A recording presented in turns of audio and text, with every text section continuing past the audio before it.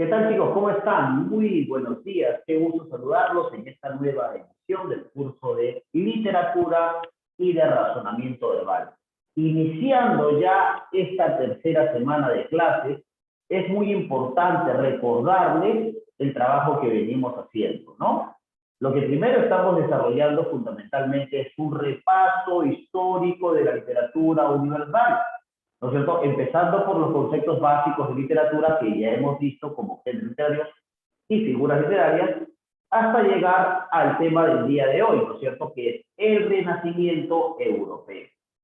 Fundamentalmente vamos a destacar la imagen de William Shakespeare dentro de este proceso, además recordando que William Shakespeare está dentro del periodo de transición entre el Renacimiento y el Barroco, y además porque William Shakespeare va a ser importante, ya que va a ser el creador o quien va a gestar fundamentalmente los tópicos psicológicos en el teatro.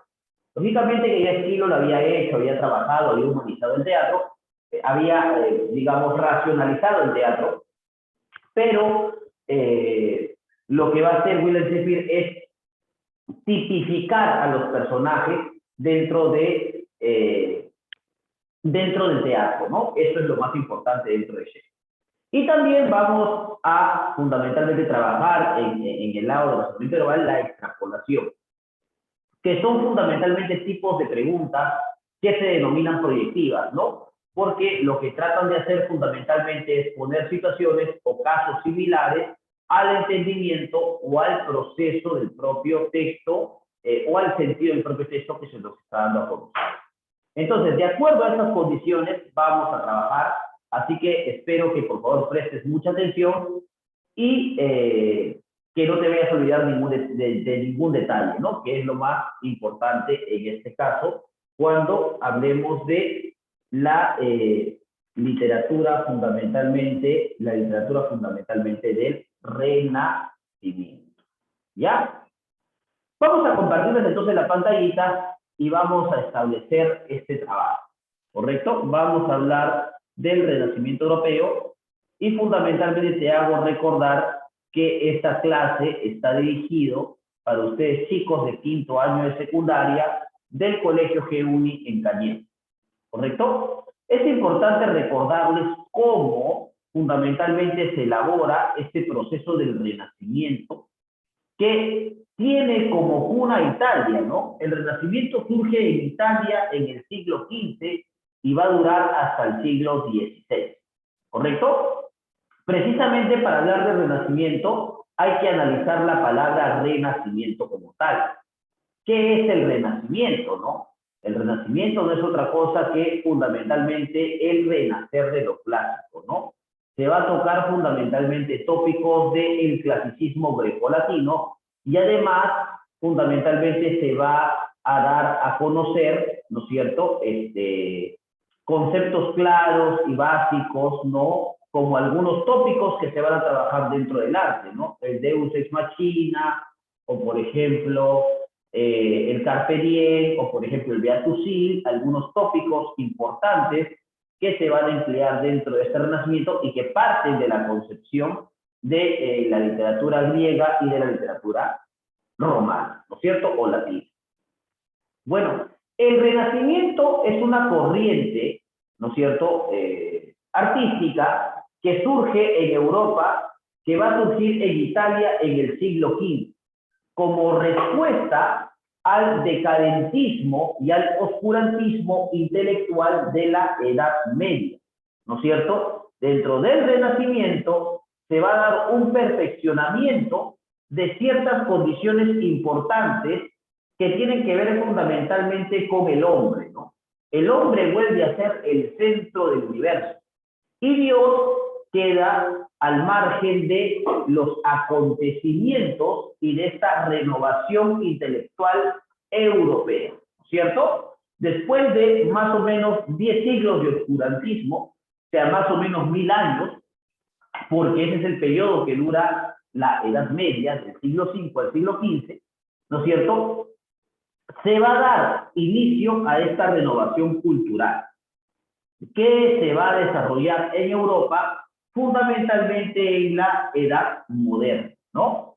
Pero claro, como movimiento artístico, también va a tener un sustrato importante en la literatura, ¿no es cierto? Y que va a utilizar como base filosófica el humanismo, ¿no es cierto? Si bien es cierto, en la literatura medieval se trataba de enfocar al hombre en función a ser un receptáculo o un camino hacia Dios, ¿no es cierto? El hombre desprovisto de imperfecciones, el hombre, ¿no es cierto?, respetando las condiciones morales y éticas.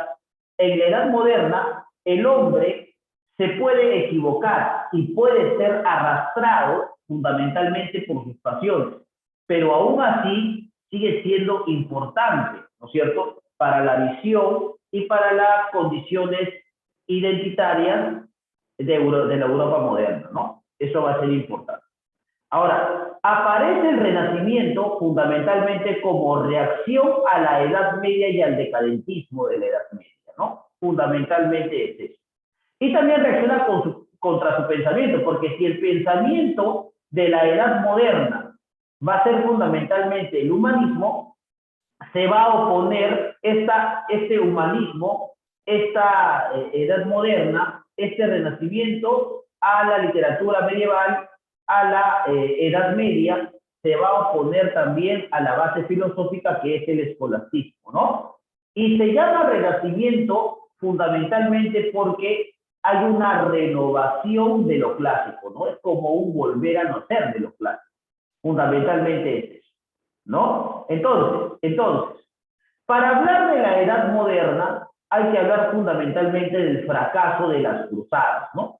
Ya sabemos que las cruzadas fue un evento histórico en donde se pelea, ¿no es cierto? Se pelean fundamentalmente por, digamos, qué religión o qué sustrato religioso es el más importante en Europa, ¿no? Y claro está que las cruzadas son las denominadas guerras entre los cristianos y entre los musulmanes, ¿no? Se produce también por esta época la peste bubónica o la peste negra, que trae fundamentalmente la muerte de 500.000 de personas. Se produce el humanismo como fundamentalmente base teórica y filosófica de este renacimiento. Se desarrolla la burguesía o surge una nueva clase social, como la burguesía. Ahora ustedes se preguntarán, profesor, ¿y qué cosa era la burguesía? Bueno, fundamentalmente era una clase social desprovista de linaje importante o monárquico, ¿no? Eran personas del pueblo que habían ascendido socialmente a través de sus negocios, ¿no? Claro está que la burguesía va a ser muy importante porque la burguesía va a dotar a los artistas de un beneficio económico para que estos se dediquen al arte, ¿no? Se dediquen a la literatura, se dediquen a la escritura o a la escultura. O sea que gracias al surgimiento de la burguesía se produce el mecenazgo, ¿correcto? Se produce el mecenazgo. O sea, los burgueses son la nueva clase social que aparece en oposición a la Edad Media, porque hay que recordar que en la Edad Media, ¿no es cierto?, los grupos de poder eran representados por los señores feudales que eran asesorados y respaldados por la Iglesia Católica. Como la Iglesia Católica pierde poder, entonces surge esta nueva clase social que, digamos, no tenía linaje, no tenía fundamentalmente sangre real, pero sí tenían dinero y sí tenían fundamentalmente riquezas, ¿no? Riquezas. Y eran del pueblo, por ende apoyaban a los artistas populares, ¿no? El descubrimiento de América va a ser algo muy importante, porque eso va a llevar como consecuencia a descubrir no solamente un nuevo continente, sino también va a producirse el periodo de colonización de ciertos países, como Portugal y como España, que invaden ciertos territorios americanos, ¿no? Ahí está. Ahora, también se dan grandes adelantos científicos o tecnológicos, como por ejemplo, se crea la imprenta de Gutenberg, lo que permite fundamentalmente reproducir, digamos, en masa, digamos, la Biblia, ¿no? Y eso conlleva fundamentalmente a que la religión católica no solamente pierda fuerza, sino que se dé las concepciones de la libre interpretación de la palabra de Dios y también la aparición de nuevas religiones. También, por ejemplo, se va a crear el telescopio por Galileo Galilei, se va a plantear la teoría geocéntrica, ¿no es cierto? Se va a crear el telescopio por Nicolás Copérnico, se va a crear la teoría heliocéntrica por Galileo Galilei, ¿no es cierto? Y, por ejemplo, se va a dar, por ejemplo, el primer viaje de circunnavegación de Magallanes y Elcano, demostrando así que lo que se pensaba en la Edad Media, que era fundamentalmente que la Tierra era plana, Magallanes y Elcano demuestran que la Tierra era redonda, ¿no es cierto? Era redonda. Entonces, ahí está. Los grandes adelantos científicos o tecnológicos hacen que la Edad Moderna ya no sea una etapa o una época del oscurantismo, sino más bien sea una etapa importantísima, ¿no es cierto?, para lo que la ciencia se trata, ¿no es cierto? Fundamentalmente porque el hombre va a volver a ser la medida de todas las cosas, ¿no? Eso es. Eso va a ser muy importante recordar. ¿Sí? Ahí está. ¿Cuáles son las características de este renacimiento europeo? Primero, habrá fundamentalmente una concepción antropocéntrica, ¿no? El antropocentrismo. El hombre va a ser la medida de todas las cosas.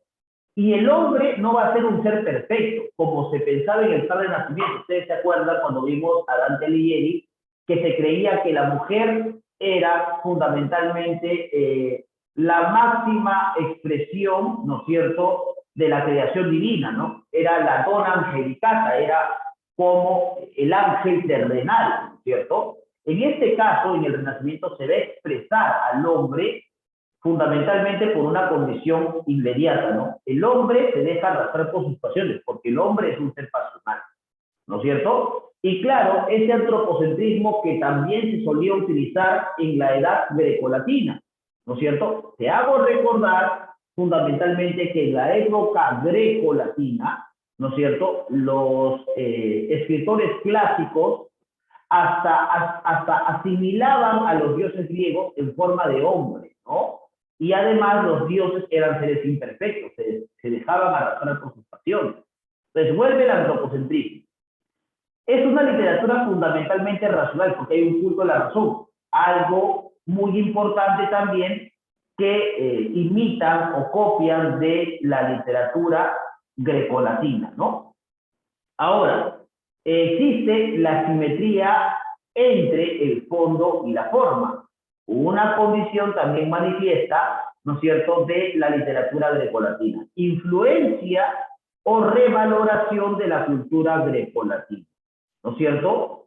Va a haber también una influencia italiana, sobre todo en los cantos bucólicos y en las églogas, ¿no es cierto?, donde se alaba la vida campestre, la naturaleza, el arte y sobre todo el amor entre pastores, ¿no es cierto? El amor entre pastores, ¿no?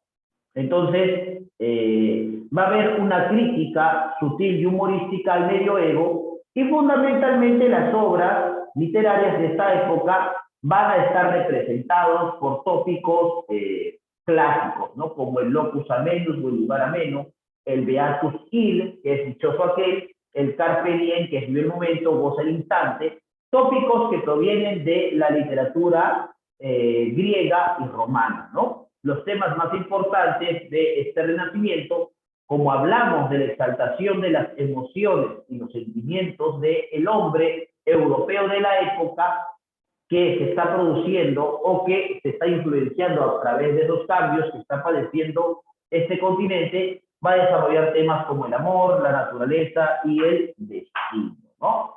Fundamentalmente va a ser eso. Estas son las características del Renacimiento europeo, pero no quiero pasar estas características sin antes hablar del humanismo. Ya, el Renacimiento es el movimiento artístico, pero el humanismo es la base filosófica, ¿no es cierto?, del Renacimiento, ¿no? En términos políticos, el humanismo va a ser la ideología política, ¿no es cierto?, de la burguesía. Hablábamos hace un momento de la burguesía y decíamos que la burguesía sería como la nueva clase social que ascendía, ¿no es cierto? Era la nueva clase social que ascendía y se hacía importante en este periodo. fundamentalmente porque eran personas que no tenían dinero, pero sí, perdón, que no tenían linaje, pero sí tenían dinero. Y apostaban no solamente por el arte, sino también por la ciencia, ¿no? Curiosamente, si en la Edad Media, digamos, la máxima especie narrativa va a ser el cantar de gestas, y que fundamentalmente eran anónimos para evitar ser castigados por la Iglesia Católica, en esta época las obras literarias sí se publicaban y sí tenían nombres propios, ¿no? De ahí sus representantes, ¿correcto? Es antropocéntrica porque, claro está, hay una revaloración a la cultura grecolatina y hay nuevos impulsos digamos, hay nuevos impulsos científicos, pues se van a realizar grandes descubrimientos geográficos y técnicos. Geográficos, por ejemplo, como ya se había dicho, el descubrimiento de América y fundamentalmente la vuelta al mundo por Magallanes y Elcano, ¿no? En aspectos técnicos, la creación de la imprenta de Gutenberg, por ejemplo, la creación del telescopio por Nicolás Copérnico y la creación también, perdón, la postulación de la teoría heliocéntrica por Galileo Galilei. Claro está, obviando la teoría de Ptolomeo, ¿no? Fundamentalmente.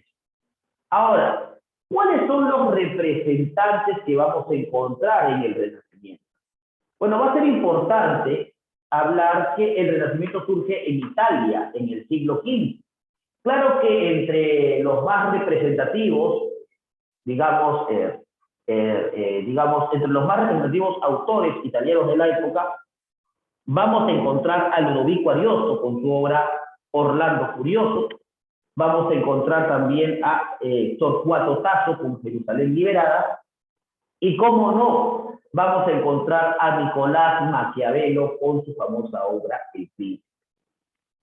Recordar que si el Renacimiento surge en Italia, de ahí, por ejemplo, la abundancia o la perfección, no solamente de los postulados, ¿no es cierto?, de los postulados, digamos, de los postulados artísticos, ¿no?, sino también de los grandes temas que convocaban a la Europa de la época, porque el Renacimiento trae consigo la idea de pensar en una nación propia, la idea de pensar en una patria propia, la idea de pensar en un territorio o en una república o en un país, ¿no es cierto? Por eso empiezan a surgir en esta época no solamente los poemas épicos, sino los grandes temas como la política, la cultura, la moral, las buenas costumbres, etcétera, etcétera, ¿no? Por eso, claro está que en Italia vamos a encontrar pues a Nicolás Maquiavelo, a Torcuato Tasso y a Ludovico Ariosto, ¿no? Por ejemplo, hay una frase muy importante de Nicolás Maquiavelo que es: el fin justifica los medios, ¿no? Sobre todo considerando que para lograr que un príncipe sea importante o sea obedecido, ¿no es cierto?, el príncipe debe ser temido, ¿no es cierto?, debe ser temido. Ahí está. Bueno, luego vamos a encontrar, por ejemplo, en Francia a Miguel de Montaigne, que va a crear digamos, ¿cómo decirlo?, un nuevo género literario, ¿no es cierto?, denominado el ensayo.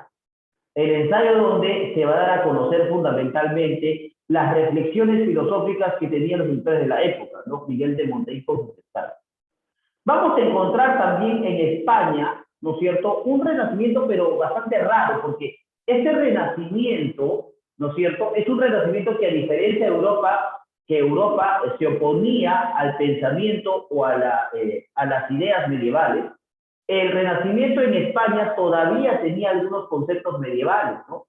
Hay que recordar que en España a este Renacimiento se le va a llamar Siglo de Oro Español, y fundamentalmente se le va a llamar así porque, digamos, España pasa por una etapa de auge económico gracias a la invasión de los españoles a territorio americano, ¿no?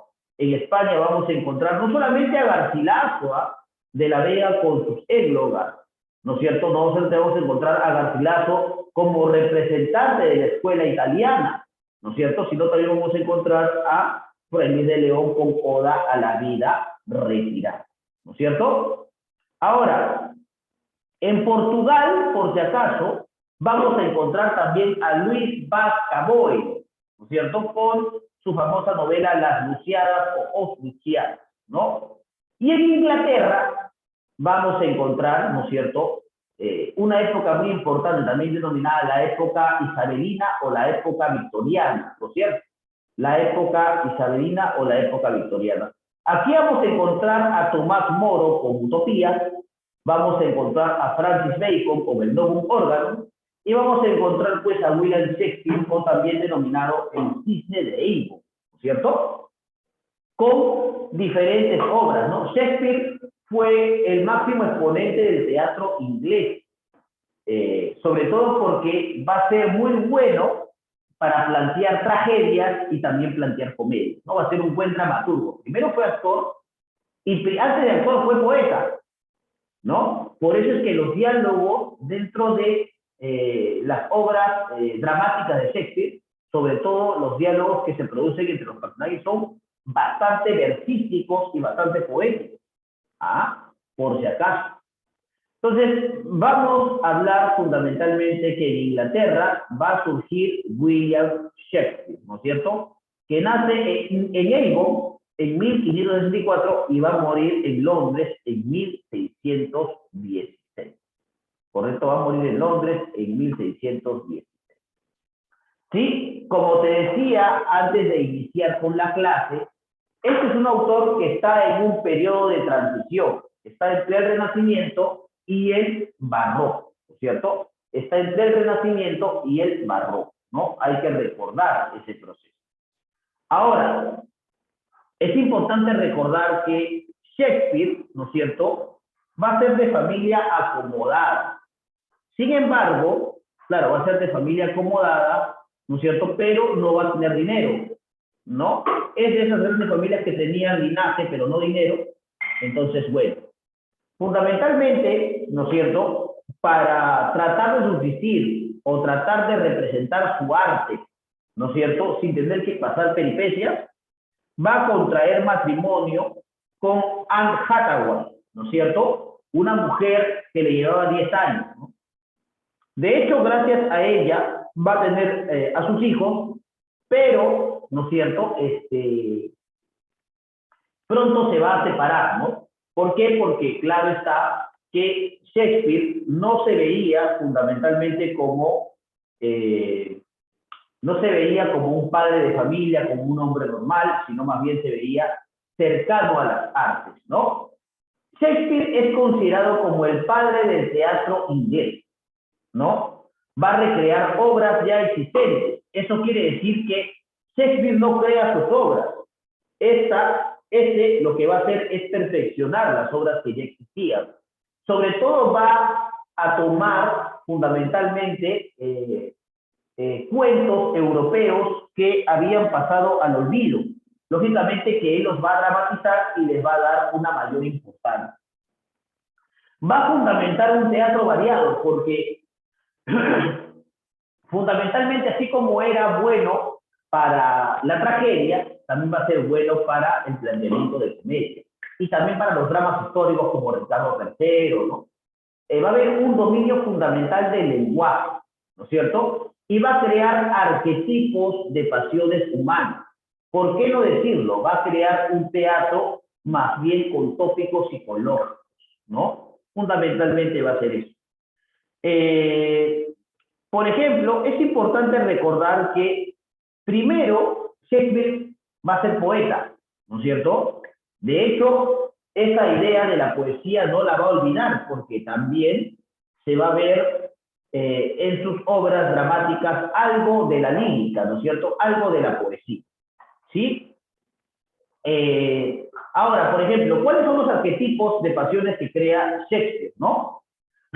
Fundamentalmente, por ejemplo, en Venus y Adonis, que va a ser su primer poemario, ¿no es cierto? Luego va a incursionar en el género dramático, ¿no es cierto?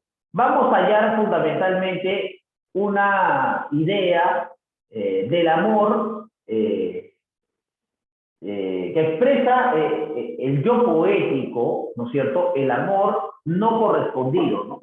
entre Venus y Adonis, ¿no? Además, agarrar a Venus y Adonis como personajes importantes dentro de esta poesía es también renovar o recurrir a, digamos, la literatura romana, ¿no? Vamos a encontrar a Hamlet, que representa la duda y venganza, ¿no? Y que yo estoy seguro que Shakespeare tuvo que leer, por ejemplo, la Odisea de Esquilo, ¿no?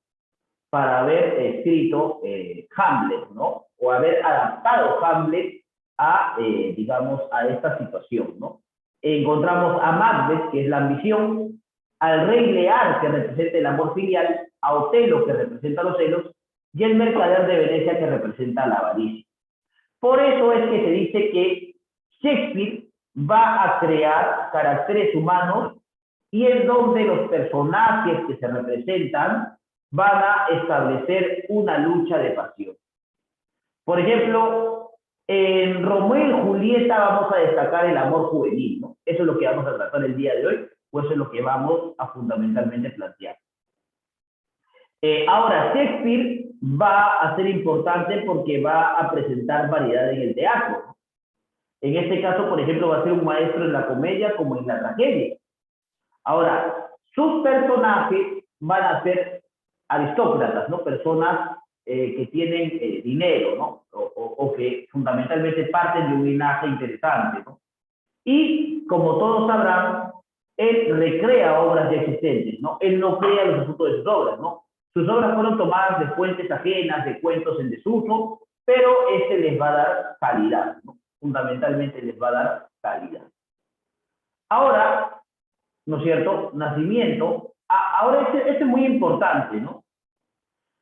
William Shakespeare nace, como te decía, en Avon en 1564 y va a morir el 23 de abril de 1616.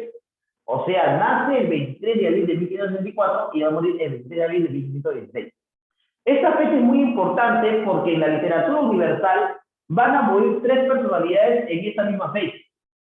Va a morir, por ejemplo, Miguel de Cervantes Saavedra, ¿no es cierto? El creador del ingenioso Don Quijote de la Mancha, y va a morir por esa fecha el Inca Garcilaso de la Vega, ¿no es cierto? De allí que gracias a estas personalidades importantes, ¿no es cierto?, se forja fundamentalmente esta relación entre el idioma y la literatura.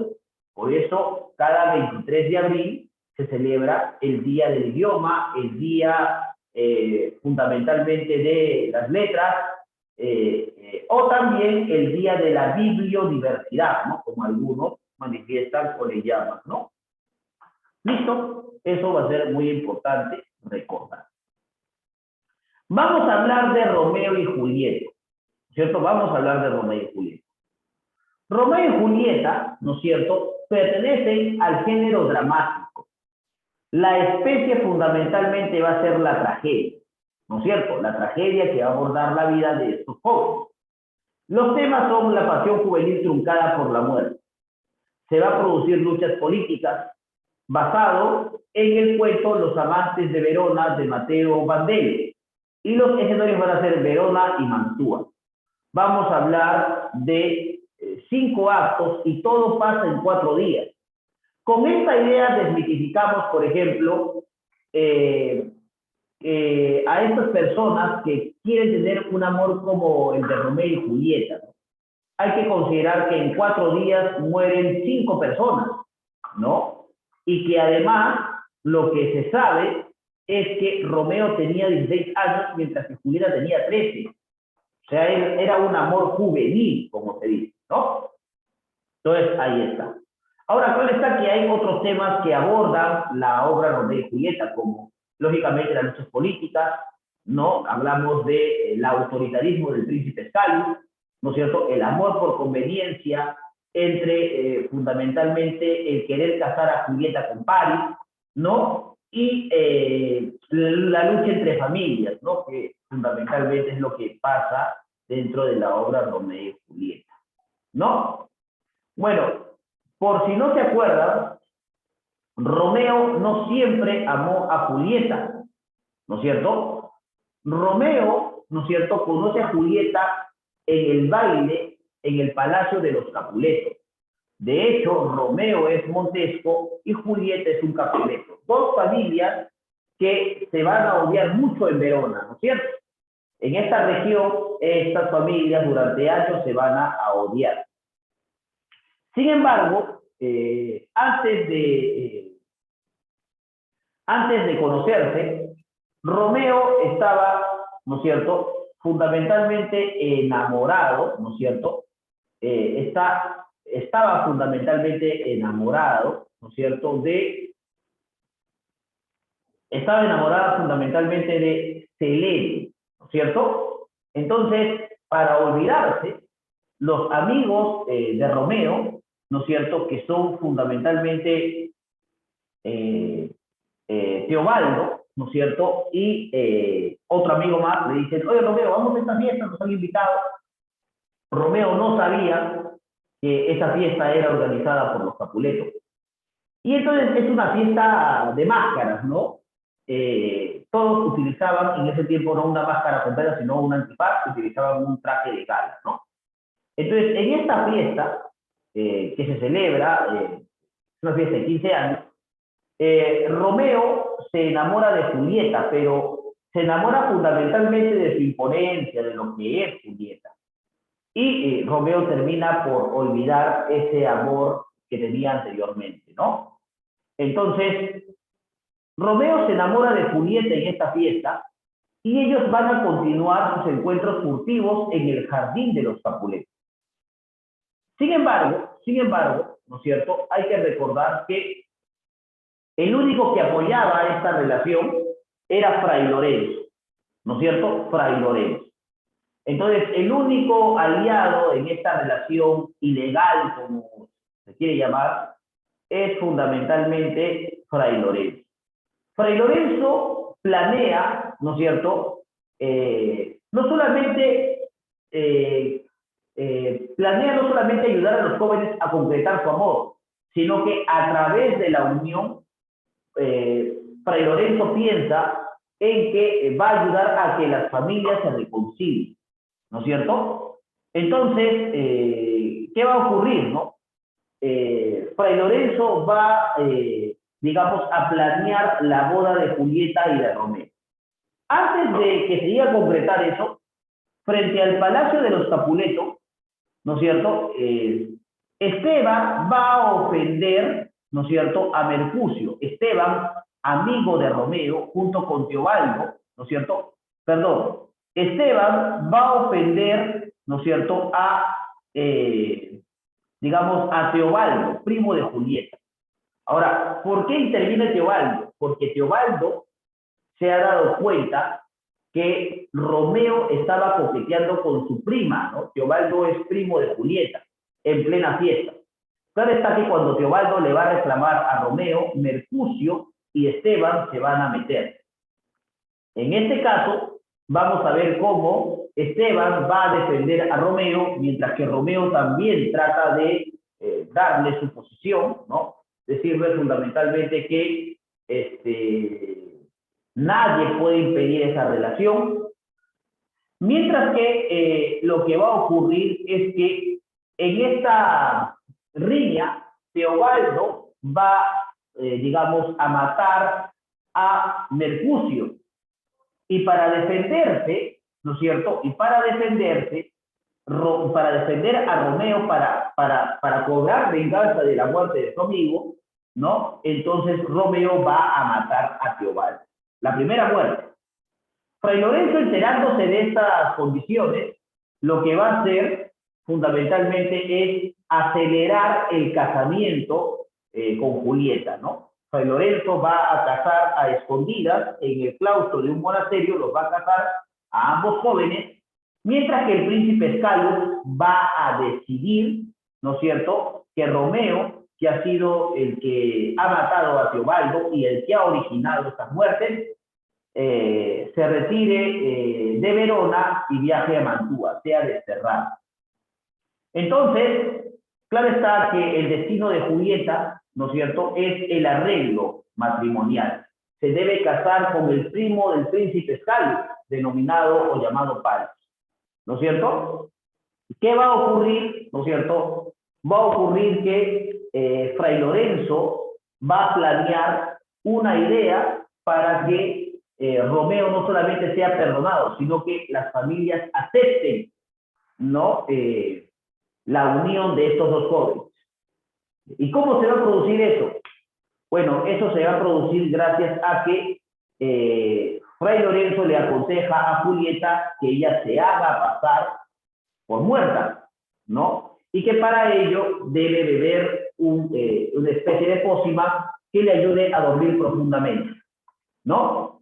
Y que para eso, ¿no es cierto? Él va a enviar un mensaje a Romeo diciendo que están fundamentalmente armando este engaño para que ambos, digamos, logren, no recuperar su voz, sino logren estar juntos, ¿no? Mientras que Julieta no quería casarse con Paris, Romeo estaba desterrado. Lamentablemente no le iba a llegar ninguna carta a Romeo y Romeo se va a enterar por su amigo Esteban, el único que quedaba libre, el único que quedaba vivo, perdón, que Julieta, ¿no es cierto?, había muerto.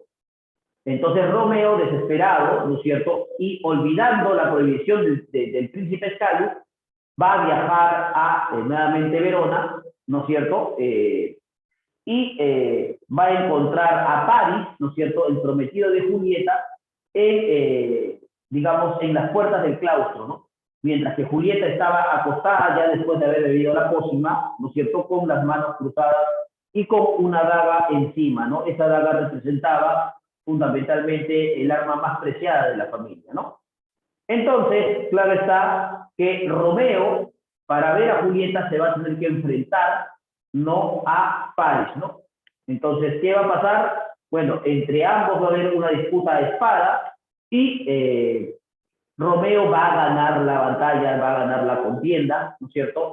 Paris va a morir y claro está que viendo a Julieta, ¿no es cierto?, con las manos cruzadas y con la daga sobre el pecho, no encuentra una mejor manera de hacerle honor a su amor que suicidándose con ella, ¿no? Romeo va a beber una pócima, un veneno, que lo va a matar en el acto, ¿no? Julieta, en este preciso momento, ¿no es cierto?, va a pasar el efecto del somnífero, se va a levantar, pero ya es muy tarde, Romeo ha muerto. Entonces Julieta decide agarrar esa daga que tenía en el pecho y clavársela en el corazón. Y ambos van a morir, ¿no es cierto?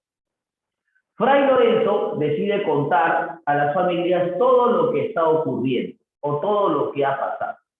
Estas familias deciden no solamente olvidar sus rencillas, sino que deciden construir una especie de claustro o de estatuas en honor al amor de estos dos jóvenes, ¿no? Entonces nos damos cuenta de algo muy interesante, ¿no? Los personajes de Romeo y Julieta se dejan arrastrar por sus pasiones, se dejan arrastrar por sus pasiones, ¿no? Y aparte, más allá de esto, ¿no es cierto?, en 4 días hay 4 muertos, ¿no? Hay 4 muertos. Teobaldo, muere, digamos, Mercucio, ¿no? Muere Paris, ¿no? Muere Romeo y muere Julieta, ¿no? 5 muertes en 4 días, ¿no? El gozo violento tiene un fin violento y muere en su éxtasis como fuego y pólvora, que al unirse estallan, ¿no? Supe que es amor, ojos, desmentirlo, pues nunca hasta ahora la belleza he visto, dice, ¿no? Tus labios son más peligrosos que 30 soldados desafiándome. Un solo beso me dará el coraje para enfrentarme a todos con temeridad. ¿Me lo concedes? Ojos, mirad por última vez. Brazos, dad vuestro último abrazo. Y labios, puertas del aliento, sellad con un beso. Un trato perpetuo con la ávida muerte, ¿no? Ahí está. Cuando Romeo llega a ver, digamos, a Julieta y piensa que ha muerto, ¿no? Y Julieta, con esta se clava la daga, ¿no?, en el corazón. Te besaré, tal vez quede en tus labios algo de veneno para que puedas morir con este tónico. Bueno, ahí está. Fundamentalmente ahí está. Ahora, fragmento, genios de Harold Bloom. Shakespeare creó a Romeo, a Hamlet, a Iago, a Lear, a Macbeth, Cleopatra, personajes que conocemos mejor que nosotros mismos, pero se niega a crearse a sí mismo entre sus sonetos. Y aunque nos suministra una gama casi infinita de conjeturas, se retira incluso ante los que padecen ser sus propias humillaciones y sufrimientos eróticos. Podría ser que su alejamiento de sí mismo sea una insinuación que nos hace para que podamos tolerar los sufrimientos formidables que son el don estético que nos hacen sus tragedias, ¿no? Entonces, ahí está. Y listo, chicos, eso ha sido toda la explicación de este renacimiento europeo. ¿Ya? Vamos ahora sí a desarrollar, ¿no es cierto? Vamos a desarrollar nuestras preguntitas. Vamos a desarrollar nuestras preguntitas, ¿no?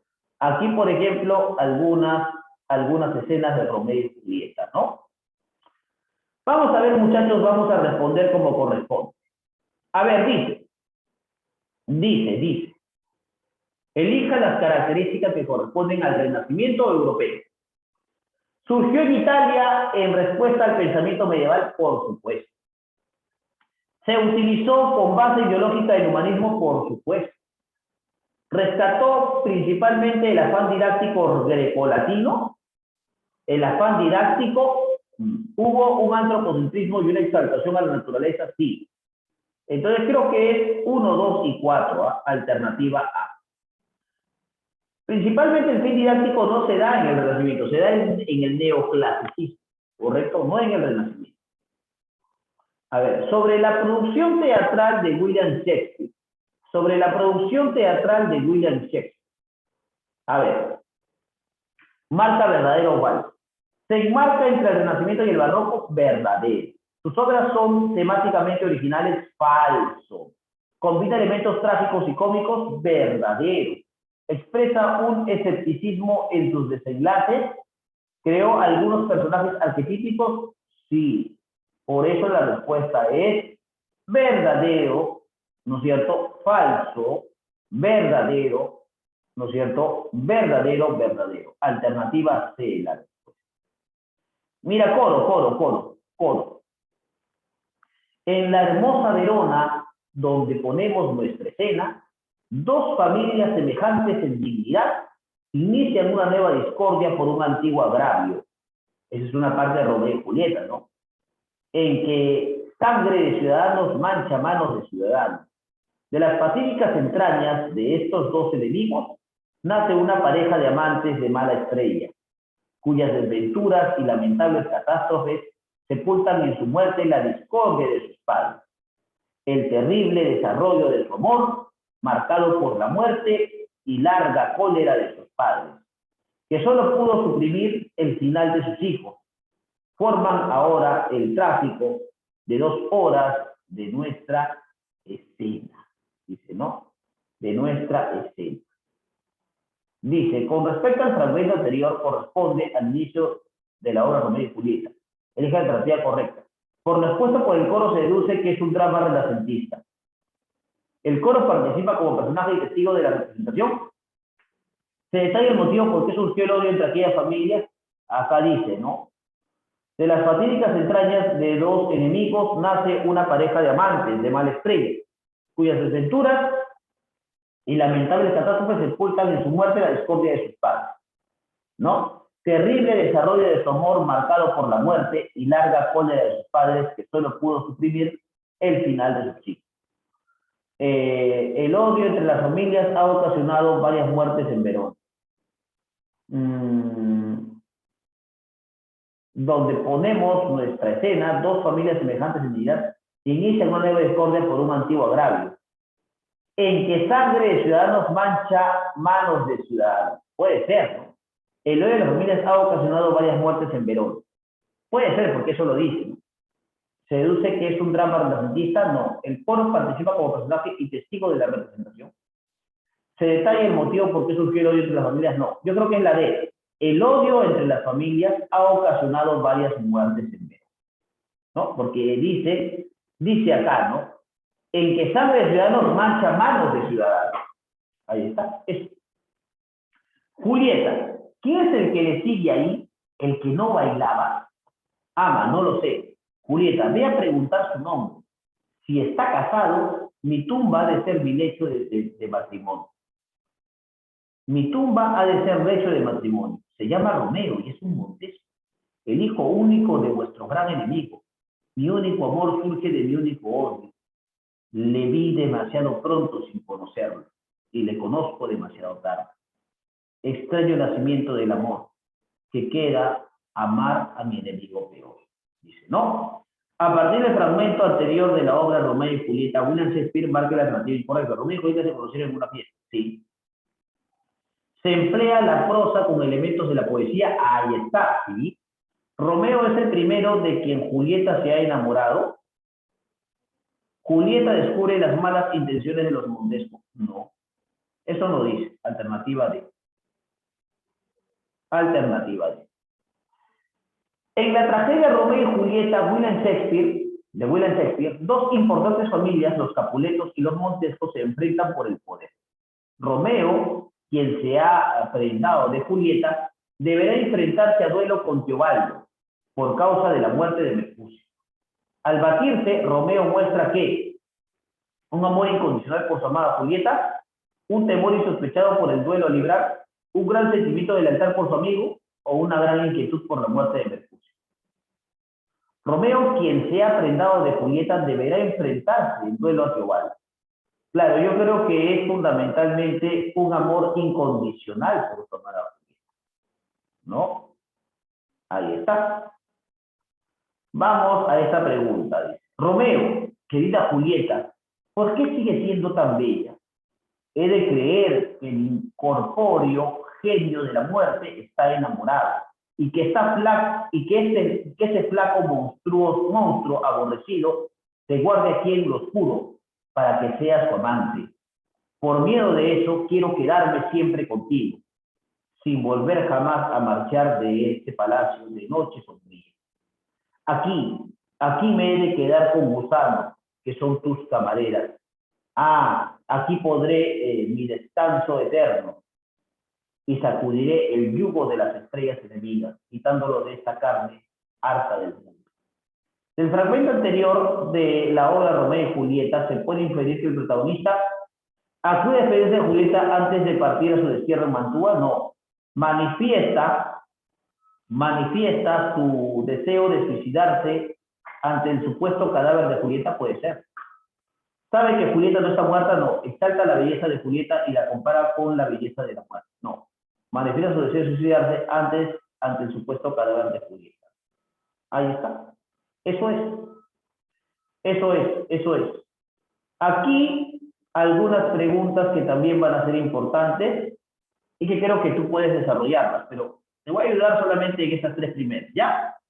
Dice, el antropocentrismo en la literatura del Renacimiento europeo consiste ¿en qué? ¿En qué consiste el antropocentrismo en la literatura del Renacimiento europeo? Dar forma humana a los seres decorativos, no. La influencia del género en la vida del hombre, no. Poner como tema eje el papel del individuo, no. La libertad artística, ahí está. Poner como eje el papel del individuo. Ya sabes, ¿no? ¿Qué autor europeo es considerado el creador del ensayo? Ya está, Miguel de Montaigne. Pregunta 3, dice, indica las proposiciones correctas con respecto a William Shakespeare. ¿Es el creador del drama como especie teatral? Ya, puede ser, sí. ¿Incorpora elementos de la mitología grecolatina? ¿Profundiza en la psicología personal? Sí. ¿Respeta las tradiciones históricas? No. ¿Recurre exclusivamente a escenarios nacionales? No. Alternativa 1, 2 y 3. Te queda aquí desarrollar de la 4 a la 7, ¿no? Ya está, de la 4 a la 7. Ahora, lo que vamos a hacer es desarrollar el tema del texto. El tema, ya hemos hecho preguntas por compatibilidad e incompatibilidad, por si acaso. Y vamos a desarrollar ahora la extrapolación. Perdón, preguntas por inferencia, ¿no? Ya sabemos que la inferencia evalúa la comprensión de las ideas implícitas en un texto. ¿Eso qué quiere decir? Que fundamentalmente responde a preguntas que sugieren ciertas respuestas que no están escritas evidentemente en el texto, pero que se pueden sobreentender. ¿Ya? Que se pueden sobreentender. A ver, vamos al texto número 1 y al texto número 2. Tú vas a desarrollar el texto número 3 y el texto número 4. ¿Correcto? Y desarrollo los dos primeros textos. ¿Ya? Muy bien, dice. Existen en el mundo 3 clases de personas. Los altos, los medianos y los bajos. Se han subdividido de muchos modos, ¿no? Han llevado muy diversos nombres y su número relativo, así como la actitud que han guardado unos hacia otros. Ha variado de época en época, pero la estructura esencial de la sociedad nunca ha cambiado. Los fines de estos 3 grupos son inconciliables, ¿no? O sea, los altos, los medianos y los bajos. Los altos quieren quedarse donde están, ¿no? Ahí está. Los medianos tratan de arrebatarle sus puestos a los altos. Y la finalidad de los bajos, cuando la tienen, consiste en abolir todas las distinciones y crear una sociedad en que todos los hombres sean iguales, ¿no? Así vuelve a presentarse continuamente la misma lucha social. Durante largos periodos parece que los altos se encuentran muy seguros en su poder, pero siempre llega un momento en que pierden la confianza en sí mismos o se debilita su capacidad para gobernar, o ambas cosas a la vez. Entonces son derrotados por los medianos, que llevan junto a ellos a los bajos, porque les han asegurado que ellos representan la libertad y la justicia. En cuanto logran sus objetivos, los medianos abandonan a los bajos, ¿no? Y los relegan a su antigua posición de servidumbre, convirtiéndose ellos en los altos. De los 3 grupos, solamente los bajos no logran sus objetivos. No, ni siquiera transitoriamente. Y aunque sería exagerado afirmar que en toda la historia no ha habido progreso material, ninguna reforma ni revolución alguna ha conseguido acercarse ni 1 milímetro a la igualdad humana. ¿Correcto? Ahí está. A lo largo de la historia, en las civilizaciones no ha variado ¿qué? No ha variado la estructura de la sociedad. Alternativas. La finalidad de la clase menos favorecida es ¿qué? Es instaurar la justicia social, como dice el texto. Se infiere que el fin supremo de las clases en ventajas y las clases altas es que es ejercer dominio sobre los otros. Eso es. De acuerdo con lo propuesto por el autor, podemos colegir que la lucha por la igualdad resulta ser ¿qué? Una utopía, ¿no? Una utopía. Es convergente afirmar que los llamados bajos en la lucha por sus objetivos son traicionados por los medianos, consiguen someter a los otros, están en contra del progreso material, fomentan la destrucción de las otras clases. No, son traicionados por los medianos. Claro, ¿no? Texto 2. Y último texto que desarrollamos. Ya te quedan a ti el resto de textos, textos 3 y 4. Ya, por si acaso. El ritmo no solamente es el elemento más antiguo y permanente del lenguaje, sino que no es difícil que sea anterior al habla misma. En cierto sentido, puede decirse que el lenguaje nace del ritmo, o al menos que todo ritmo implica o prefigura un lenguaje. Así todas las expresiones verbales son ritmos, sin excluir las formas más abstractas, ¿correcto? Son ritmos, sin excluir las formas más abstractas o didácticas de la prosa. ¿Cómo distinguir entonces prosa y poema? ¿Cómo distinguir entonces prosa y poema? De este modo, el ritmo se da espontáneamente en toda forma verbal, pero solo en el poema se manifiesta plenamente. Sin ritmo no hay poema. Solo con él no hay prosa.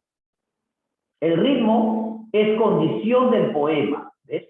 El ritmo es condición del poema. En tanto que es inesencial para la prosa. O sea, si no hay ritmo en la prosa, no hay problema, ¿no? Es inesencial para la prosa, o sea, para la narrativa, no importa. Por la violencia de la razón, las palabras se desprenden del ritmo. Esa violencia racional sostiene en vilo la prosa, impidiéndole caer en la corriente del habla, en donde no se rigen las leyes del discurso, sino la atracción y la repulsión.